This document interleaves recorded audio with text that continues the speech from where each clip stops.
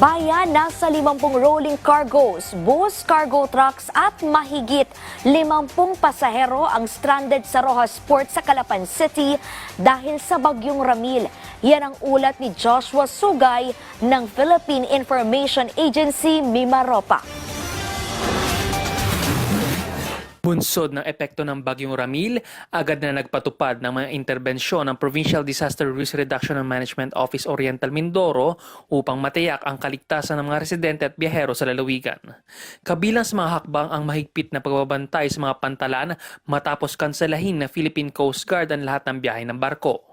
Sa Calapan City, tinutukan ng mga monitoring team ang sitwasyon na mahigit 50 rolling cargos at isang bus liner na stranded, habang 85 na pasahero at 74 cargo trucks naman ang naapektuhan sa Rojas Port.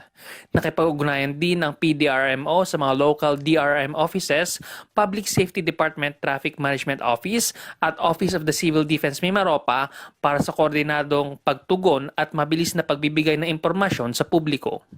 Samantala, nananatiling maayos ang supply ng kuryente, tubig at komunikasyon sa buong probinsya. Patuloy rin ang monitoring sa mga ilog, kalsada at tulay na sa ngayon ay lahat passable at nasa ligtas na antas. Sa bayan ng Mansalay, itinaas ang blue alert status at nagsagawa ng monitoring sa mga barangay na naapektuhan ng pag-ulan.